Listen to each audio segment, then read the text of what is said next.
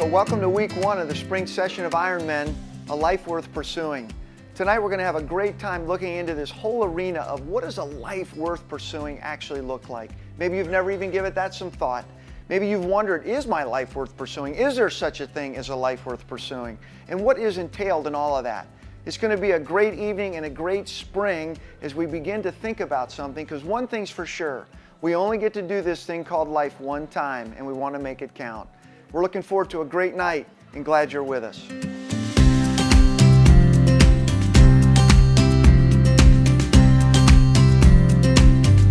Gentlemen, welcome. Give yourselves a round of applause. You made it. Yeah, come on. I know it's been a little bit of a break, but welcome to the spring session of Ironmen, and I really particularly want to welcome all the new guys. I know we've got some new guys here this evening who haven't been, and we'll continue to add guys as we come along. I just want to say that glad you guys are here and you're in a safe place. And if you've been here for a while and you see a new face, please reach out and say hello. You guys kind of know what it's like. It's interesting. As men get older, you would think as we walk into rooms we'd feel more comfortable, but a lot of you look like you're going to your first junior high dance when you walk into some place that you've never been, and you're just wondering, like, where do I go, man? Is there a wall I can stand up against or whatever? But I also want to welcome a special guest who's coming to us via we're kind of videoing in a guy named Dennis Funk.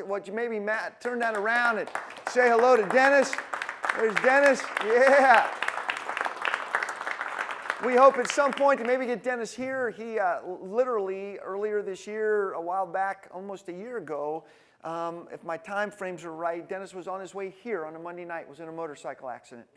And broke his neck and got pretty severely injured, has been in shock trauma. Now he's out, he's in rehab, and he's actually moving some things and standing up. And our hope is that we want to get him here, but until we can get him here, we're going to get him here this way. So we got another brother that's joining in from a distance. And I also want to say this. I don't know where everyone is in a room. You know, you come to a big room like this, and I think all of us, and I just feel it's important for me to say this as we begin, wonder maybe how you fit in or where you are, and you know more about you than anybody else in the room and where your life is right now than anybody else in the room. And sometimes because of what you know about you, sometimes maybe you wonder, should I really be here?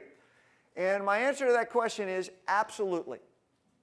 My prayer is that wherever you are at in your journey, here's what I know, you're on a journey.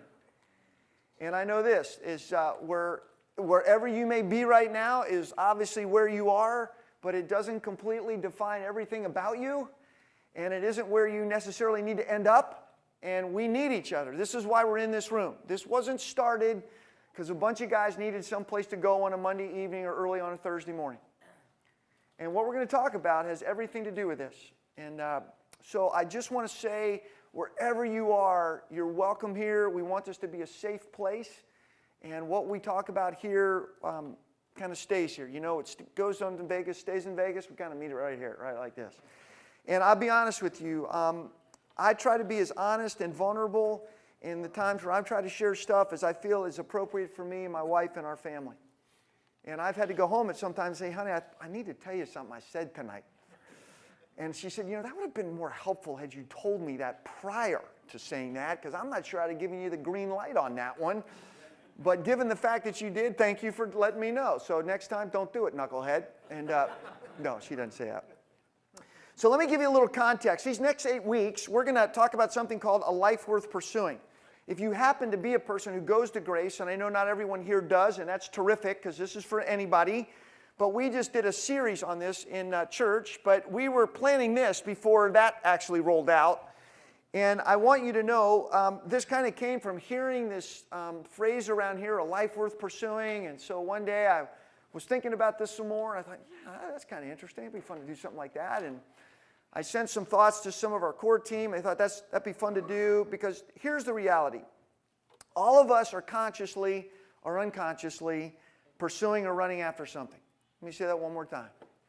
Every one of us in this room is consciously or unconsciously pursuing or running after something to define us, to validate us, I would even say to fulfill us, to authenticate us, but we're all doing something.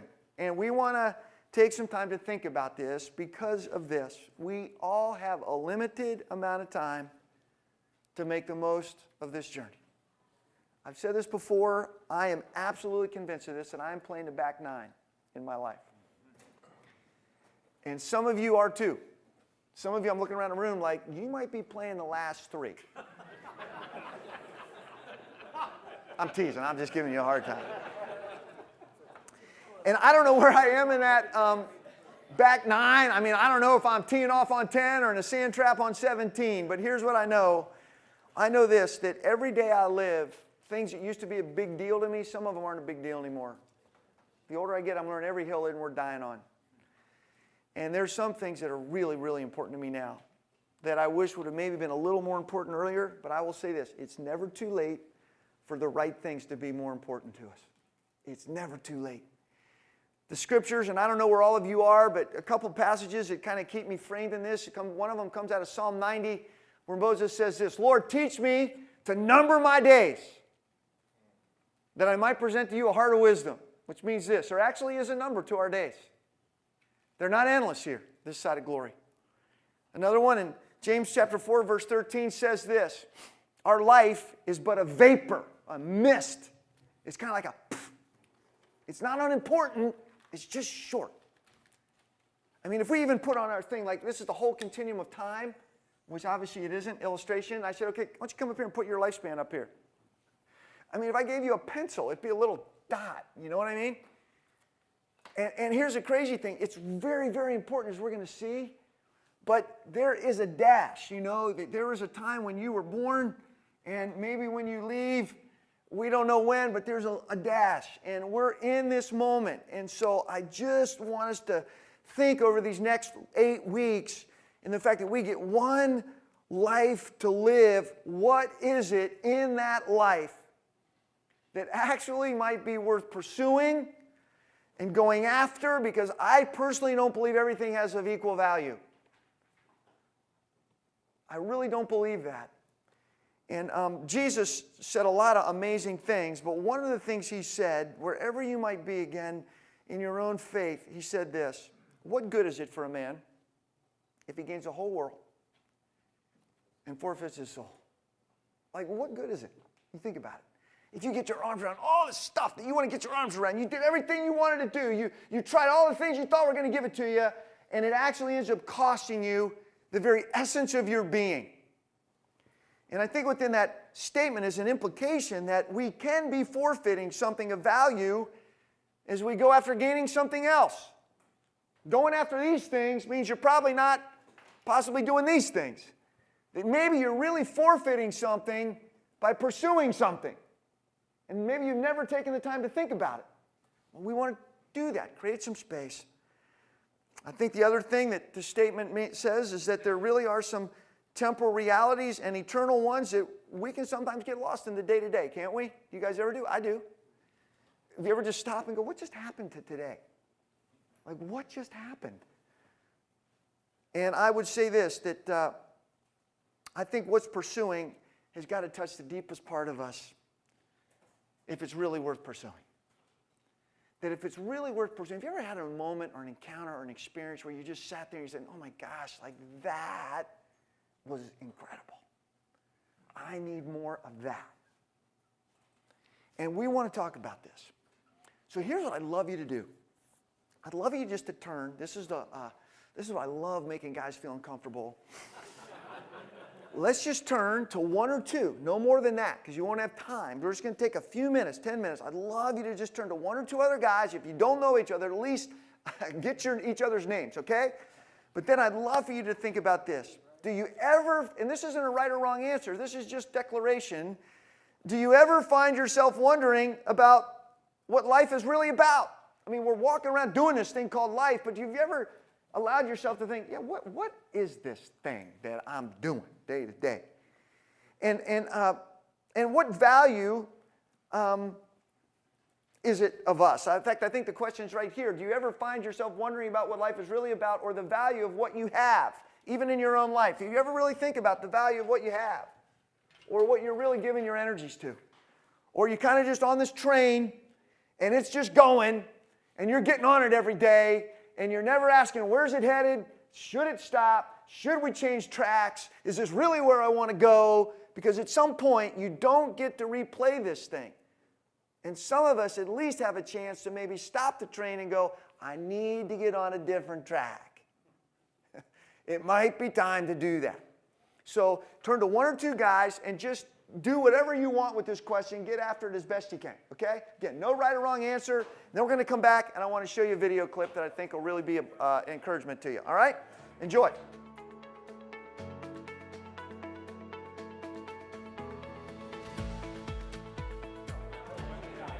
Hey, let's take a couple minutes and process this together before I want to show you something. We're going to, in just a minute, we're going to have some more time around the tables, and we're going to have a good time. You guys having a good time already? Good. See? It's fun, isn't it? You know, the one thing we don't want to do, we record these sessions for guys who, if they miss us, happen to miss one week, we'll tell you more about that. We have some guys in some other places that use these.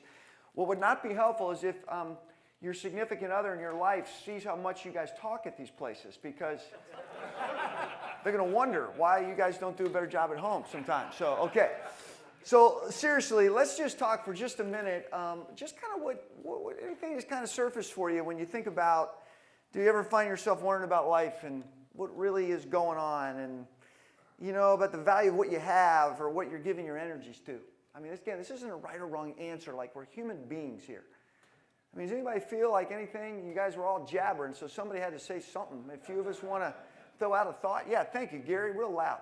Way in and discussing, and one of the things that we came to a conclusion on was what we thought was important really doesn't matter. What you thought was important, now at this stage you're thinking doesn't matter so much anymore. I mean, like, I don't work anymore, so it was all about, you know, gotta do this, gotta go to work. And life isn't about that. Life is more about living. Okay. And I wasn't doing it. Life was more about, in the midst of your work or whatever, you were just getting through it. You really weren't just, teeth weren't in it, so to speak. Life is about living. I wasn't living. Okay. I really did. Do you guys identify with that at all? I said, life's really about living. I just wasn't really doing that a whole lot. There's going to reason for that in just a minute. This new word's going to take on some meaning, this word life, in just a minute. A couple other thoughts, love to hear. Yeah, thank you, Jeff. Coming off a kind of a powerful Lent season, and just really like felt God's love, and so for that, like the value of what I have. Wow. You know, Jesus and salvation is insane. And the crazy thing, when you're saying you're experiencing God's love in some new ways for you through this contemplative time and thinking about it, it's free. You don't have to go to a store and buy it. It's out there for anybody to have it. It isn't like some people have it, you know, are allowed to have more than others. I mean, that's pretty staggering when you think about it. Yeah, Larry, and then we'll go back to Tom. Yeah. I don't spend a lot of time wondering about what life is really about. But if you look at Jesus, in that essence, what he did was his focus was completely about other people bringing glory to God. So if you look at the value of what you have, some people might look at that as possessions, cars, houses, dogs, whatever. But it's really people. So it's my family and my kids, my grandkids, and what have you. So that value is through the roof. Yeah. You know, as far as what that's concerned. Good. I just go more, probably different than most people. I kind of just believe plant wherever, grow wherever you plant. Mm-hmm. If God calls you, you go. Let Him do the work. You know, you don't have to have the ability or the talents, or if you have the willingness to go, I think He honors that. He always has for me. Yeah. But yeah. And before the T-shirts, I believe I had a life work. So. I do too. I got you. You know, it's interesting. Well, again, we're not going to focus on this. It would just be interesting if somebody, like, you imagine just a 17 or 18-year-old coming up to you and saying, hey, look, like, you've been down the road a little bit. I want to ask you, I'm ready to make some big decisions in my life. I want you to tell me, what is it really worth going after? Give me a nugget of wisdom, because I don't want to miss this. From what you've experienced, give me a little bit of insight. Tom, were you going to say something? Confusion. Yeah, say a little bit more about that.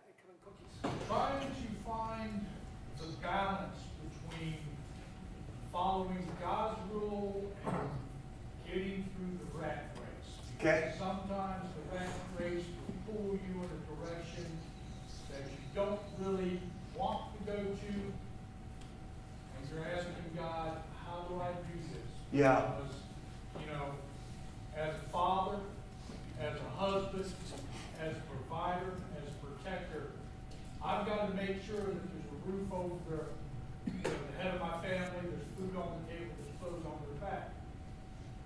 And trying to follow God, and trying to put up with this material world, sometimes you're sitting there pulling your hair out. Yeah.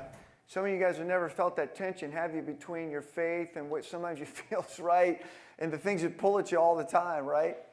Maybe about your reactions and things that you find yourself in the midst of every day. It's all real easy, isn't it, right? There's this new word we've kind of injected, like this word get comfortable with. It's called tension. We always want to just figure it out. Like sometimes I think if you just say, you just accept it. Like one of the things I love about Jesus, whatever you think of him, is he said this, in this world you will have trouble. You could even say tension. But be of good cheer, I've overcome the world. Like we all want to take out of it the trouble. Like it's not going away at some level. It's here. So we're going to have to learn how to navigate that well. I think there's some things that we're going to talk about over the next weeks together that will really help that. I'll give you a little preview. Dave, can we turn this down just a tad? It's number one, it's a little hot. I'm hoping that maybe by the end of this session that you honestly will begin working on a document that will serve you, maybe for the rest of your days. That someone, I want to give you a gift that somebody gave me when I was 22 years old. And it was a boss that I had, and he literally made me go away on a weekend with some other guys and begin a document that I still have, even though it's in ink, I still see it as a working document. And it's a document that I began thinking about 40 years ago about the kind of man that I wanted to be, and I'm still becoming. I cannot tell you how helpful that's been in my life. And I would have never done it had somebody not challenged me to do it and actually write it on a piece of paper. I can't think of anything more important, and we spend more time on our IRAs and 401k plans, and we have documentation on that stuff, than we do the things that really impact us the most and the things that we all would say that we care about the most. And we thought the least about it. And we have proof to show it because we don't have anything written down. And I wouldn't have either had somebody not pushed me. So at some point, the right time, I'm going to be vulnerable enough to share a little bit of that with you. And hopefully it'll be an encouragement to you. Amen? Hey, I want to show you a little video clip that I think will encourage you about just this miraculous thing that we get to do called life. Because that's what we want to talk about tonight, this whole word, life. Okay?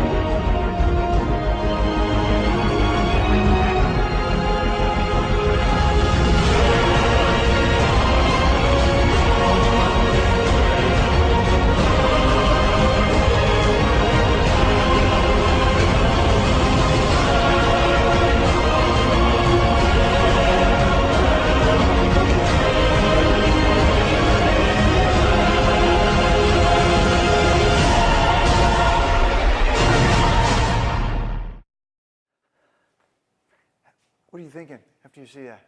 It's awesome. Pretty amazing, isn't it? Any other reactions? Think about your daughter.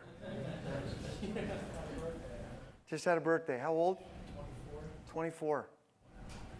I can remember that. Yeah, you can remember that, right? Pretty amazingly wonderful thing, isn't it? Pretty miraculous. Would you agree with that? Pretty makes you kind of just stop and wonder, right? We forget that, don't we? What would it be like if we could still have that kind of wonder walking around in these bodies every day? Do you think it would change the way we lived? Maybe here's another question. Do you ever think we get talked out of that? And how we live? We forget that? Just the majesty of being able to live and to be and all that went into that. Like, you know, you can think of your own kids like, dudes, that was you. That was me. That happened, like, we went through that. I know we don't remember that, but we went through that. And I know we're all glad that we didn't have to birth that. But the point of the fact is still, that's an amazing thing, right? Something called life. And this is why we're taking the time, when we're given that, what is really worth pursuing when we're given that? Now for table talk tonight, I'd love you to do a couple things. Spend some time around your tables thinking about this. When you think of the phrase, a life worth pursuing, what actually comes to mind? And can you think of anyone who maybe illustrates having done that very, very well? Secondly, can you think of any passages of Scripture that might speak to this? And see what you can come up with. And finally, would you consider the life you're living right now a life worth pursuing? Enjoy this time together.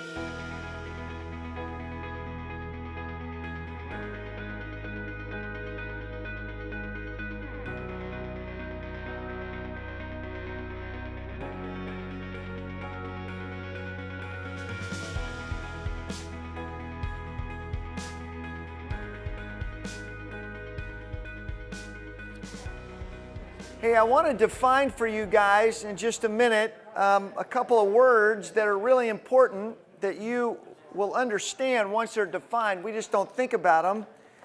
But as we do, as always, I love to just hear a little bit of what, you know, time around these tables is really for a couple of purposes. Number one, the purpose really is to get to know some other guys. And hopefully, as you share some time around these tables, friendships can grow. I mean, over the years, we've had guys now that already go to dinner together, hang out, you know, going to each other's houses, helping each other with projects, doing different things. I just know that a lot of times the older we get, the more we isolate, and we're trying to deal with that. The other thing is that we want to have time to share our doubts, questions, things that we've learned, gain from each other's experience in life, and one of the ways we do that is to have some time to talk about it, you know. And so, I'd love to just hear a little bit, though, when you were just beginning to talk about this life worth pursuing, that anything kind of just hit you guys? Was there any themes, or there a passage, or maybe was there an image or a person or something that kind of emulated what you're thinking about? I'd love to just hear a little bit of what, maybe from a few tables, just what was the dialogue around the tables? Yeah, Jeff, thank you for kicking in real quick. When we talked about the person, you know, who's a person? Real loud, thank you. Yeah, we had Tom Keebler sitting at my table. Yeah. Just last year, he passed away from brain cancer. And anyone who went to his service, Wow. you had to be blown away, Yeah. first of all, by the size of it. But, you know, we as a table had just the opportunity to see his life and to see his son come here with him, and the respect that Bo has for Tom. You know, going to hospice and sitting with Tom and having people coming there that Tom coached lacrosse. And he impacted hundreds, I mean literally hundreds of lives of people that were there in his memorial service. Yeah. And you could tell that, you know, he had lived a life that was worth living. Yeah. I would even say this, if you knew Tom, one of the things, you didn't just do this by accident. If you spent any time with him, there was some forethought given to some of the stuff he was doing with people. These things don't just happen.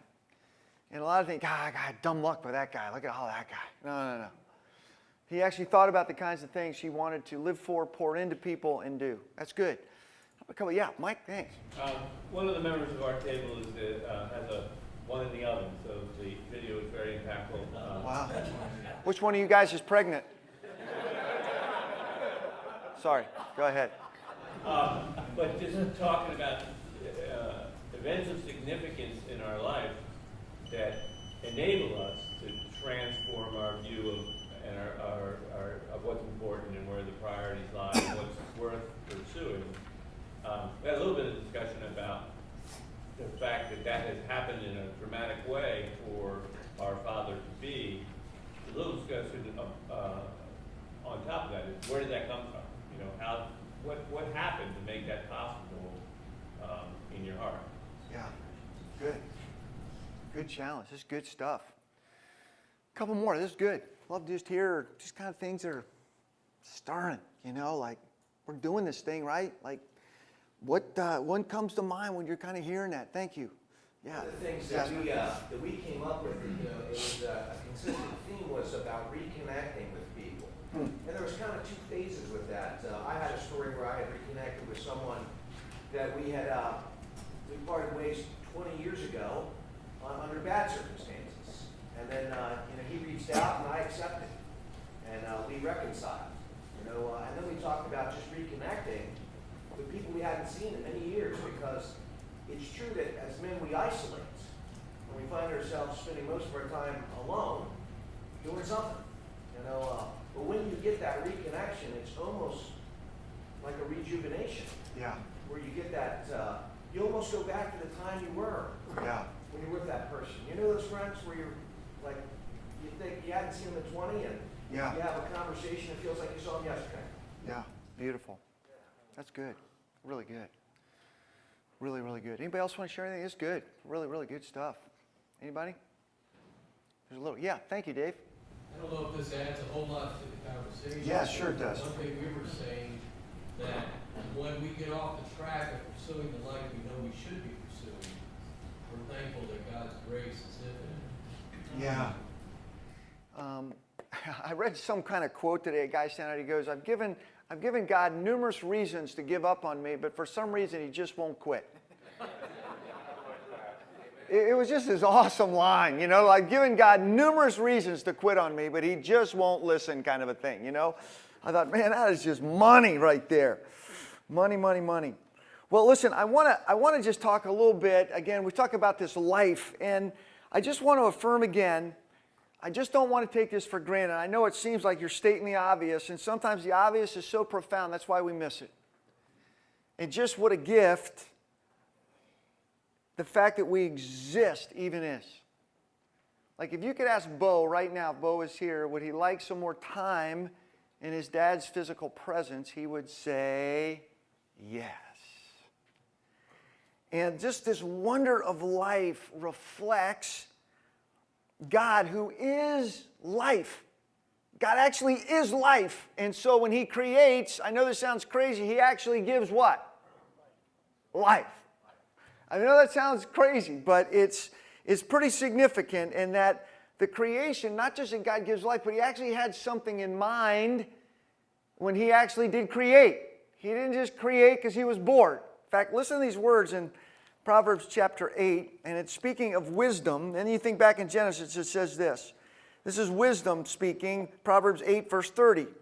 For I was the craftsman at his side, meaning God's side. I was filled with delight day after day, rejoicing always in his presence, rejoicing in his whole world, and delighting in mankind. It goes on before him. It says, I was there when there were no oceans, I was given birth. When there were no springs abounding with water, verse 24. Before the mountains were settled in place, before the hills, I was given birth. Before he made the earth or the fields or any dust of the world, I was there when he set the heavens in place, when he marked out the horizons on the face of the deep. And then you think about this, then God in Genesis 1 is saying wisdom was there. There was a reason going on for all of this. Then God creates this magnificent world, and it was beautiful, and God said that it was all what? Good. No, very good. It was beyond good. It was very good. And then God in his glory, after he even creates all the, the trees and the mountains and the streams and the waters and the swarms of fish and everything that's going on, he creates mankind, the unique thing in his life. But it says this: we didn't come alive until God breathed his breath into us. And we became alive. There's two words in Scripture for this word life. One is Zoe, and one is bios. Now, when you hear bios, what instantly comes to mind? Biology. Oh, any science? That's really good. And this, what do you think bios refers to? What's that? Physical life. Exactly. It's a duration of your physical existence. We're just going to put physical here. This is a duration of your physical moments, your life. Some people would say this it has a moral conduct aspect to it, meaning how do I actually live? We got this up on the board here. If you want to, for those of you that might want to write that down. But this word Zoe is a beautiful, powerful word, because the fact of the matter is you can actually live with bios and miss Zoe. Zoe refers to the different, it's really life as God has in himself. So in Jesus, in chapter 5 of John, verse 26, he makes this statement. For as the Father has life in himself, see this, we have no life if God doesn't have life. God is the one who's the possessor of life. He has life in himself. He creates. He gives not just a physical existence to what is. When he created Adam and Eve, there was an exuberance in them, wasn't it? There was an intensity, an energy, a safety, just this freedom. And then when we said no to life, what happened? We said no to life, what happened? We got confused about a life worth pursuing, didn't we? We kind of began to pursue something that took us away from the very life we had and lost our way. And we've been struggling ever since, haven't we, Wayne? Until the very one who is life, who created the world, comes into the world he created to give us back again what's ours. This is why rebirth, when you guys hear this word, born again, I don't want to be one of those born againers. I know what they mean by that. It's a religious term. I don't want to be one of those either, so to speak, but you really do want to be reborn. You do want to be a born againer in one sense of the word. Some people, what they mean by that is a fundamentalist who just kind of, no, I get that. That's not what we're talking about. But means what? Again. How do you need to be birthed again? You have to die. And it must mean that we lost what we were birthed for in the first place. This is why words like reconciliation start with That means that we need again to be friends with God. We were created friends with God. We walked away from the friendship, made ourselves enemies, and now we need to be made friends with God again. And the only one who initiates it is God. This is why regeneration, that's a big word. It means we need to be set free again, liberated again. We were created free. We literally imprisoned ourselves. God comes and liberates us what? Again. This is, see, birth, life. When something comes into the world, it comes into life. That's how it ought to be. But because of our craziness, when we say no to life, we end up losing the very, not just our ability to walk around, but how many people do you see that are walking around, but they're like living dead? I mean, they're walking around, they just have no idea why they're walking around. And the best they can do is that, well, I just make the most of the time I have. I guess you just get what you get and then you die. Like, well, I guess that's one way to look at it, but there is a bigger picture if you want it. There's somebody who didn't quit on us. You see that quote I told you about, And this is why it's so important, because Zoe actually refers to the life that God has in himself. The energy, the intensity, the exuberance of God in himself that he wants to put into our physical life. And how does he do it? Through his Spirit. And he rebirths us again. This is pretty significant. Would you say that? This is no little thing. We don't find this apart from God. We just do the best we can. And God gives a different perspective. This is why in John 10:10, people say, what's John 10:10? He says, well, I came you could have life and have it more abundantly. That's not John 10:10. Here's John 10:10. The thief comes to kill, steal, and destroy. And when he succeeds in that, this is what we get. And this isn't bad, but this is half the package. This isn't all we're meant for. The thief comes to kill, steal, and destroy. But Jesus said, I have come that you could have life and have it Zoe. I want your physical life to be filled with the very life and energy and exuberance of God. This is pretty significant, isn't it? And so whatever a life worth pursuing is, if this is out of it, how worth pursuing is it? Now here's the thing. We can still get little tastes. This is God even in His mercy. He says in Romans 2, Paul says that God has written the law of His presence even in our hearts. People are still made in God's image, so they get tastes, you know? They get these moments. Like even an atheist, you know, or somebody that isn't sure if God exists, when they see a baby be born, I believe with all my heart, something in their heart's got to go, wow, like that. That's amazing. They go, that's amazing. They don't go like, just another day at humanity. Another day at humanity. Not when it's their kid. Different ball game, right? Anybody want to comment on that? Is this making sense for you guys? Okay, I want to read you a quote. Tom? Yeah. When it comes down to rebirth. Say that again? When it comes down to rebirth. Yes. I like to look at it as fact that you try to reacquire. And pardon me, sometimes I have trouble explaining things. But there's a feeling that we all have felt, hopefully, in the past. Yeah. And for those of us that are parents, have been on the receiving side of that. Yeah. When your child is walking next to you, Yeah. and he looks up, he or she looks up and just looks at you with that love. That's the feeling we got to try to reacquire when we look towards God. Yeah, that's a good, so think about it this way. In Acts chapter 17, this is beautiful. Thank you you spurred a great thought. I was thinking about the Apostle Paul. And in Acts chapter 17, something really unique happens. Paul walks into Athens, which is a place at that point in time was filled with idols. Just massive. People was worshiping all kinds of crazy things that were going on. In an effort, I think, whether they know or not, to find Zoe. They're living these bios lives. Something in them, in the images of God, is kind of saying there's got to be, because they're wanting more. They're worshiping. They're longing for more. And Paul says these words, which are so significant in Acts chapter 17, verse 24. Listen to this. Imagine doing this. Let me start at verse 22. Paul then stood up in the meeting of the Areopagus and said, Men of Athens. Now, this is a large area. This was like the chief judicial body at that day near Mars Hill. He goes, Men of Athens, I see that in every way you're very religious. He's affirming that, right? If religion's anything, it's a quest to bring meaning to life and to pursue or to worship. Something's going on. So I can tell you're very religious.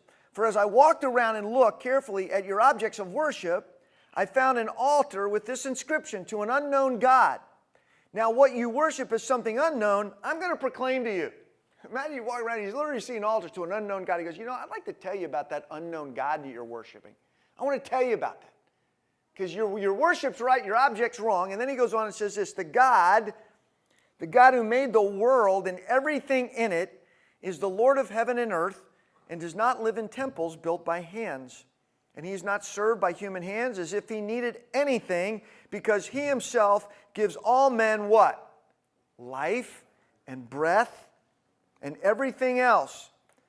From one man he made every nation of men, that they should inhabit the whole earth, and he determined the time set for them and the exact places that they should live. Get this. God did this so that men would seek him and perhaps reach out for him and find him, though he's not far from each one of us. And then he quotes one of their poets and he says this, For in him, meaning this God, we live and move and have our being. As some of your own poets have said, we are his offspring. There's this longing in us, isn't it, for this Zoe, but we resist the very God See, some people say, well, I believe that God might exist. I just don't believe he matters. I'll give him existence. I just don't believe he has anything to do with life. It's like, what? That's what he is. This thing said, I want the lights on, but no electricity. C.S. Lewis made this, I want to read this. He was such a profound writer, and he said it this way. I just love this. He says, biological, or bios life is that life that comes to us from nature. The life that is always tending to run down and decay and needs to be nourished constantly with air, water, and food. Spiritual life, or Zoe, on the other hand, is the life which is in God from all eternity, which has always existed and will always exist. And then God, when he created mankind, actually put that in us. This is why it says eternity is in the heart of every man in the book of Ecclesiastes. We long for more, right? Even atheists go to funerals hoping for more.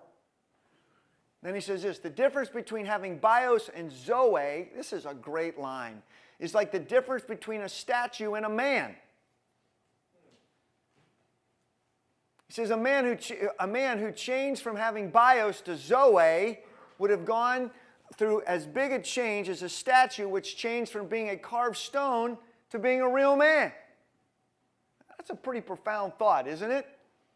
And that is precisely what Christianity is all about, or following Jesus Christ is all about. This world is a great sculptor's shop, and we are the statues, and there is a rumor going around that some of us are someday going to come to life. Isn't that awesome? I mean, I love that. There's a rumor going around that someday these statues that are kind of walking around, so to speak, are actually going to come to life when they encounter the one who is life, who puts his energy, his resource, his dynamic reality in us and literally gives us a brand new birth, a new life, a new set of eyes. We're walking around the Bible, but there's a different hop in the step. There's a different hope in our hearts. One thing's apparent, gentlemen, I think you'd agree with this, as we thumb the pages of Scripture, even history, or observe people that you and I see every day, I thought many of us, and I can be this way too, and I don't think I'm the only one, we can get caught in just the spider web of existence. Would you agree with that? And we can miss the miracle of opening our eyes tomorrow morning if we get to do it. I mean, it's pretty phenomenal. We can get used to this miracle and act like it's not a phenomenal gift every day. And I think for many of us, we're doing life, but we're more burdened by it than we are enjoying it. We're giving it and we're doing it, but we're more burdened by it than we are enjoying it. And I think for many, we're in motion, but we rarely consider the direction of the motion we're in. We're in motion, and we presume upon a future without ever considering the worth of the future that we're pursuing. We're just getting after it, but never asking, what am I getting after? In essence, we're in search for meaning and happiness. Have you ever seen this? That there are people who are in a search for meaning and happiness, and they struggle. They're just struggling. Well, there's other people who are struggling, and yet there's a deep Zoe in their journey. I mean, have you ever seen people just seem to be living, and there's something in their step that's just different, and you're thinking from the outside, there shouldn't be. They just shouldn't be. But somehow they've decided that there's something beyond the circumstance that's going to determine who I am and what I'm actually about.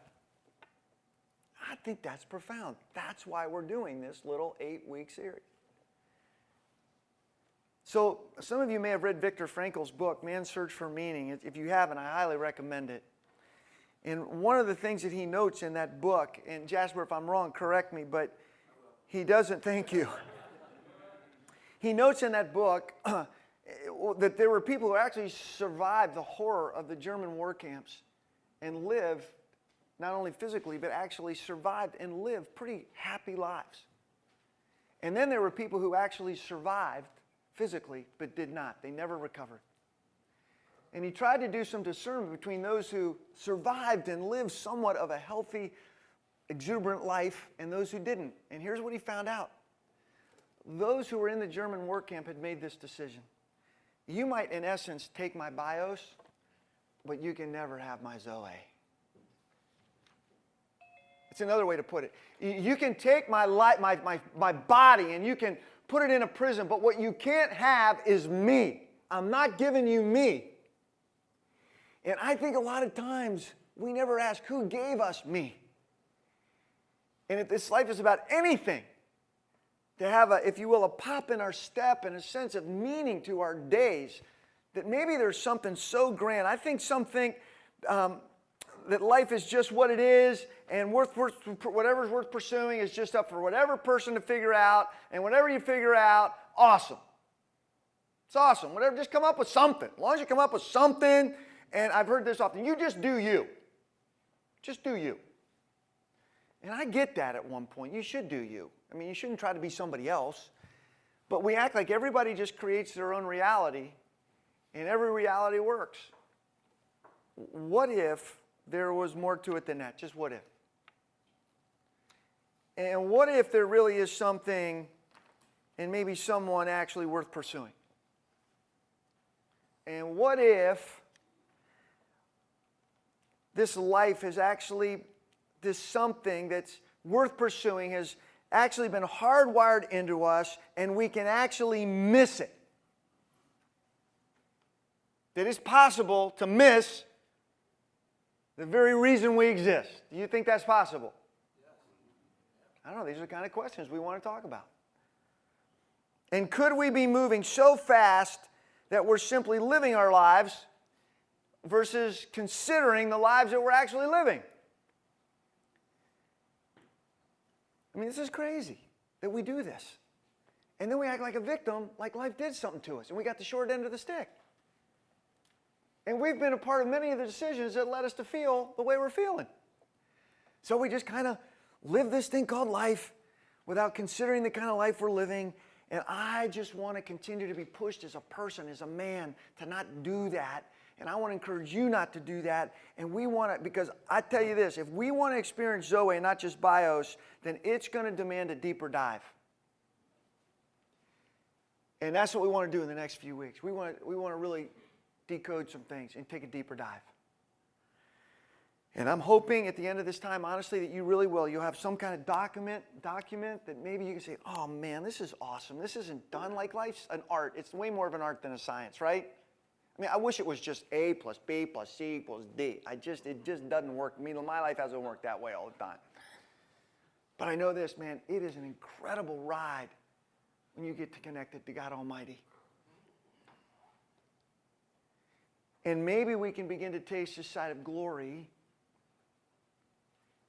a sense of Zoe even in loss, a sense of hope in brokenness, a sense of guidance when life seems to be falling apart, a sense that, God, I don't know what's going to happen, but I know you're with me, and I can still sleep tonight, that I don't have to run the world because I can't, and you told me some things I can do. And so I just want to encourage us to think about this, gentlemen, in these days ahead. So this is a little bit of where we're going to run. So are you encouraged by this? Yeah. Good. We have a couple important announcements we need to make tonight, but before we do that, I want to honor your time. I'd love to just hear a few of you just kind of maybe a one-word description of what you're thinking or feeling right now. I mean, right now, whatever it would be, it might be I feel challenged, I feel encouraged, I feel sad, I feel whatever, happy, I don't know, just what, is there a description of maybe what's kind of going on inside of you right now? Yeah, just go ahead and just yell it. What, refreshed? Relaxed. Relaxed. I like that. Zoe. I like Zoe. Good. Yeah, thank you, Steve. Resonance. Yeah, good. Good word. Hopeful. Yes, hopeful. Blessed. You feel? Blessed. Uplifted. Provoked. I like that. Provoked. That's a good word. Renewed. Affirmed. That's good, Derek. Humble with God. Humble with God.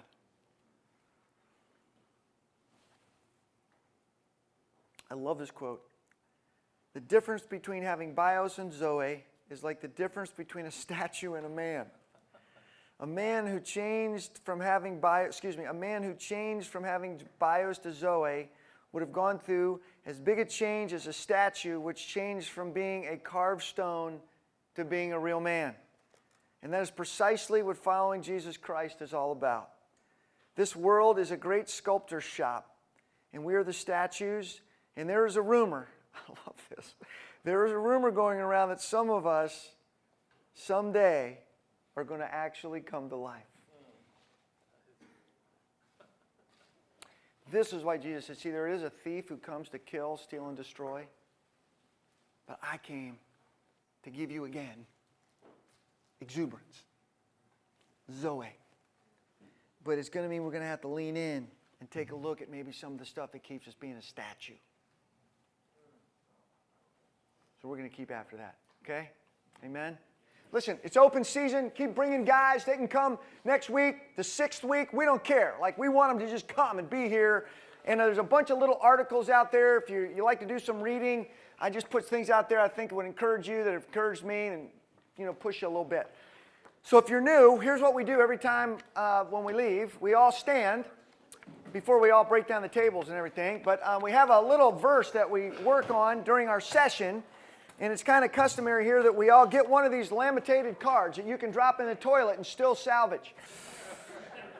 Or work on in the shower, whatever you want to do.